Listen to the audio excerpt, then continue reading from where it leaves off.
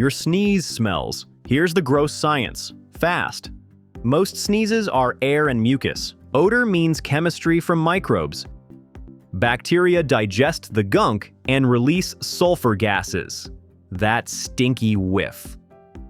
Common triggers: a cold or sinus infection, tonsil stones or tooth trouble, dehydration and mouth breathing overnight, strong foods, and smoke. And in kids, a small object stuck in one nostril. Red flags: fever, facial pain, one-sided blockage, or a smell that won't quit. See a clinician. Quick fixes: saline rinse, hydrate, brush floss, tongue scrape, and treat infections. Got a weird body science question? Drop it below, more in 60 seconds.